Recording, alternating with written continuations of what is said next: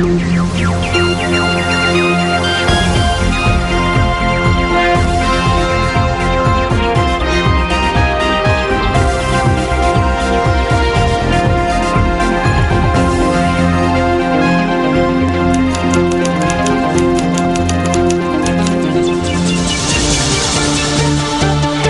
very good evening to you and welcome to Primetime News, coming to you live from the Newsfirst studios here in Colombo. I'm Stephanie Lazarus. And I'm Joel Outscoon, coming to you live from the Newsfirst Center. First, a look at the headlines.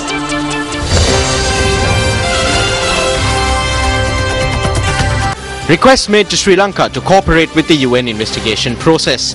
A statement from the newly appointed UN Human Rights Commissioner. President extends an invitation to the new UN Human Rights Chief to visit Sri Lanka. JVP supporters assaulted once again in Munaragala. Oil prices dipped by 10% in the global market in the past 3 months.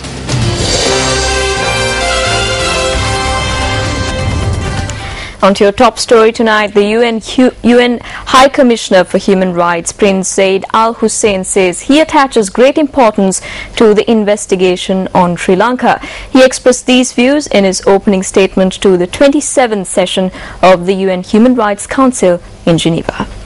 The 27th session of the UN Human Rights Council commenced in Geneva today. This was Prince Zeid Al Hussein's first address to the Council following his appointment as the High Commissioner for Human Rights. Moreover, I attach great importance to the investigation on Sri Lanka mandated by this Council, on which OHCHR will report later in the session. I encourage the Sri Lankan authorities to cooperate with this process in the interests of justice and reconciliation.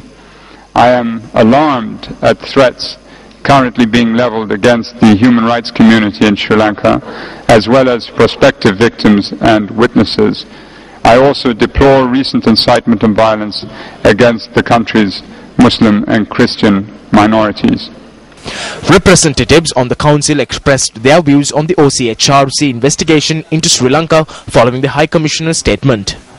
The United States also looks forward to OCHR's report on Sri Lanka, and we once again call upon the government there to cooperate with the investigation. We strongly support the investigation by the High Commissioner into the violation of human rights during Sri Lanka's civil war. Human rights and human rights defenders are too often under attack, and we will need your wisdom and your experience in finding a way through that. We stand ready to support you, and we commend your excellent team for their dedication and hard work. On Sri Lanka, we support your call for the government of Sri Lanka to cooperate with the international investigation, and we urge the Sri Lankan government to facilitate access and ensure those cooperating with the investigation can do so without fear of intimidation or reprisals. Sri Lanka wishes to congratulate the new High Commissioner on his appointment. Sri Lanka reiterates its categorical rejection of Resolution 25/1. Sri Lanka continues its own domestic process of reconciliation using as a basis the LLRC action plan. Since the HRC last met in June, a special Bureau for Reconciliation is being set up. The mandate of the CUI on missing persons has been enhanced to inquire into additional matters and for the appointment of a 5-member International Advisory Council that includes international recognized lawyers. The bill on assistance to and protection of victims of crime and witnesses is due to be presented in Parliament tomorrow, and the joint needs assessment on resettled IDPs supported by OCHA is nearing completion, and the final report is expected by October 2014. Despite these developments, some refuse to acknowledge these and persist in heaping negative attention. Sri Lanka rejects assertions of threats leveled against the human rights community and regrets attempts being made to portray the country as intolerant of religious minorities. British High Commissioner to Sri Lanka John Ranking states that there continues to be a number of challenges faced by the residents of Puthukudi Iruppu. He made the statement on a video posted on the British High Commission in Sri Lanka's website following a 3-day visit to the northern province recently. The last time I met the families from this area was 3 years ago when they were in Manic Farm, and they were just leaving Manic Farm to come back to their land here. The good news is that they are back in their land. But there are still many challenges here. Many people are not yet in permanent homes. There are issues over access to good, fresh water. Issues over access to employment, with still a high unemployment rate here amongst young people unable to make full livelihoods. And of course, many families still have questions about what happened to their loved ones during the conflict. Questions which so far have not yet been fully answered, but which will need to be answered as part of the long-term reconciliation process in Sri Lanka. President Mahinda Rajapaksa says that he invites the new UN High Commissioner for Human Rights to visit Sri Lanka within the year. The President made this remark in a joint statement issued together with Japanese Premier Shinzo Abe. During Prime Minister Shinzo Abe's official visit to Sri Lanka, it was decided to elevate Japanese-Sri Lankan relations into a new partnership between maritime countries. President Mahinda Rajapaksa had called on the Japanese Premier to invest in Sri Lanka's new port and airport. Prime Minister Abe visited the Kalaniya Rajamahavihara this morning prior to his departure from the country. Chief incumbent of the Rajamahavihara, Venerable Professor Kollupitiya Mahinda Sangarakita, invoked blessings on the Japanese Premier.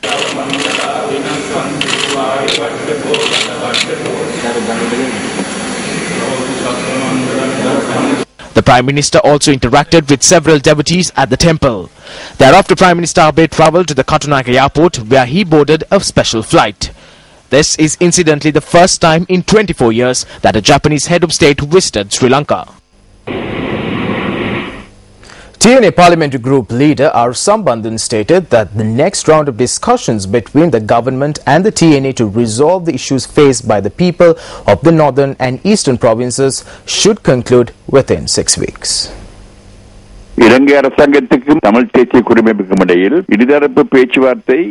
Discussions between the Sri Lankan government and the TNA have been continuing for over a year now. Discussions were halted by the Sri Lankan government, not the TNA. We are ready to engage in discussions at any given time. However, these discussions should be based on trust and should be meaningful. These discussions should not be conducted merely to hoodwink the international community. The discussions should have a definite time frame. We have been engaging in discussions about these issues for the past 60 years. We have documented proof of discussions. That is why we state that the next round of discussions should end within a particular time frame. We believe that the discussions should conclude within 6 weeks. We believe that an international presence would aid in spreading the decisions reached through these discussions. This would also provide evidence as to how these discussions took place. We are ready to engage in discussions.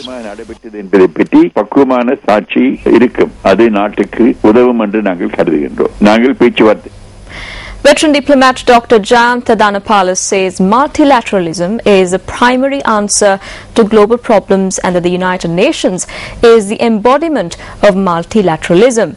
Dr. Dhanapala made this statement at the opening ceremony of the 8th session of the Sri Lanka Model United Nations, which commenced in Colombo today. What you see today is that terrorism is being encouraged sometimes by neighboring countries who have insidious motives of undermining the stability of other countries. And that is very dangerous. It also is very dangerous to have unbridled nationalism and national rivalries when we live in a world where more and more interdependence and globalization requires us to have global responses to global problems. Multilateralism is therefore the main answer, and the embodiment of multilateralism is the United Nations. SLMUN 2014, endorsed by the UN, the Sri Lankan government, Sri Lanka Youth and UNESCO, is being held from today until the 10th of September in Colombo. MTV Sports, Sirasa TV and Shakti TV are the official TV partners of SLMUN 2014.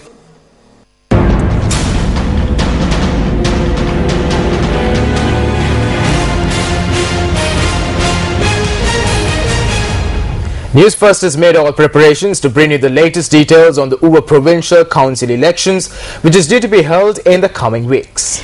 Newsfirst Amar Shri Bandara and Lakmal Kirindigala filed this report from the Newsfirst Uva Election Centre. We toured a number of areas in the Uva province today. Several election law violations had taken place. Furthermore, the elections commissioner arrived in Monragala today.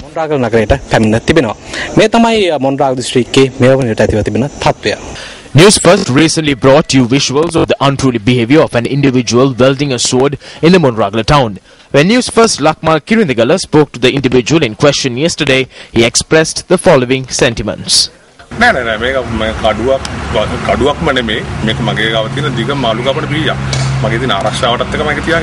Being quiet about the statement made by the Pradesh Sabha member from the person who was threatened. I was on my way to the hospital to visit Sampath Jayasuriya's son, who is a relative.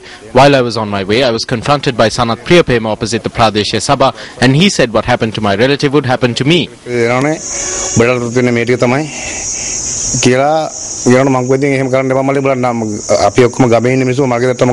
then crossed the road with a sword and threatened me.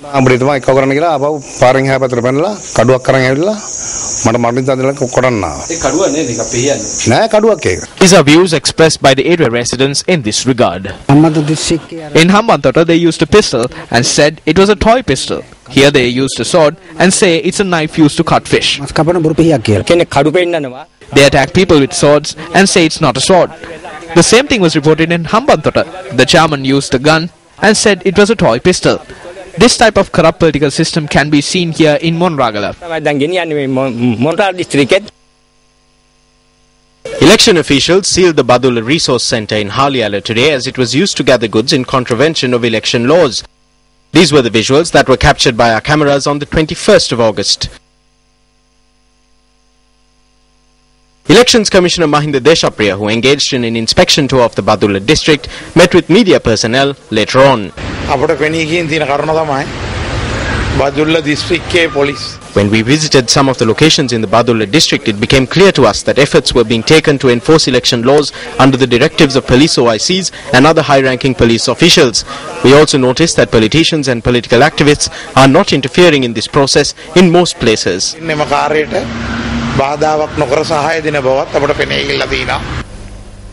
Two incidents where supporters of the JVP came under attack in the Monragala district were reported yesterday.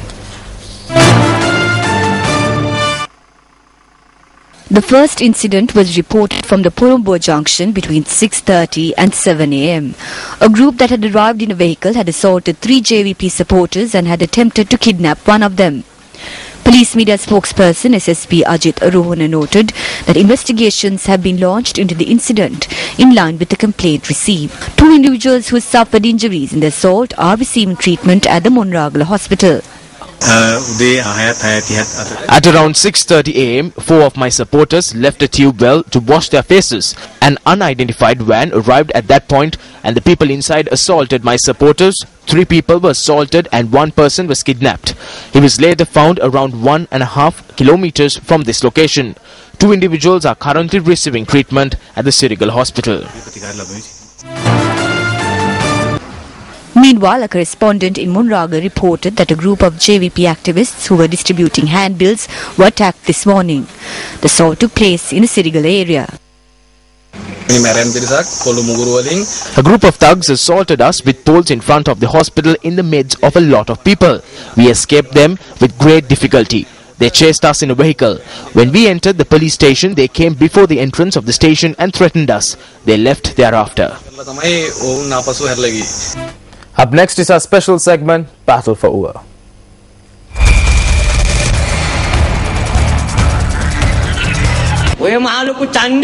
Those mighty thugs don't want to walk on the streets of Mahayangana without 10 people. Let's bet on that hammer. I have only 2 acres of land. I'm ready to reveal everything, including names and how money was stolen from shops on any stage. Do you know who brought in a massive amount of money to the Mahayangana electorate for development purposes over the past 4.5 years? The president is steering the country towards the path of development. All the people know how money came into the areas like Mahayangana and who is responsible for it.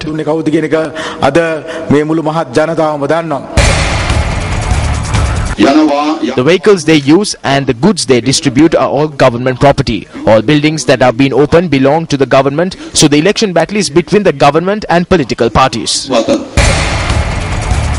Whatever you are giving, give it to us first. What happened to Appuhami has happened to us.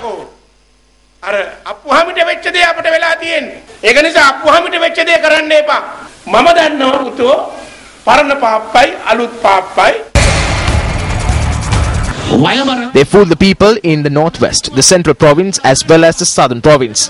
They believe that they can fool the people of Uva as well.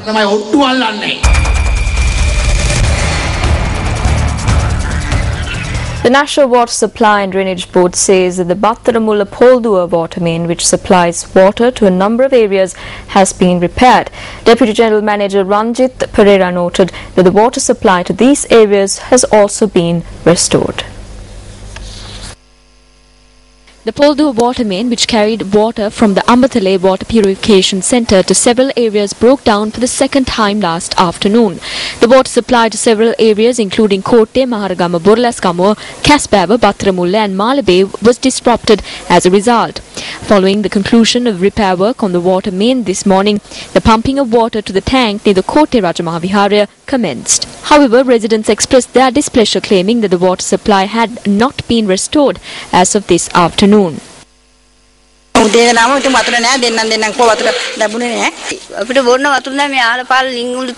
ඒ වතුර ටැංකියක් තියෙන කෙනෙක් නම් ඔය පුරව ගන්නවා. අපිට ඉතින් කිසි දෙයක් නෑ මේ වගේ අහිංසක උපවත්තයට. අපි බලාපොරොත්තුනේ මෙම කටයුත්ත. We were hoping to finish repair work by this morning. However, owing to several minor problems, we were unable to do so. We apologize to all consumers on behalf of the National Water Supply and Drainage Board for this delay. සියලුම පාරිභෝගිකයන්ගෙන් අපි බොහොම අපි සමාවයි දෙනවා.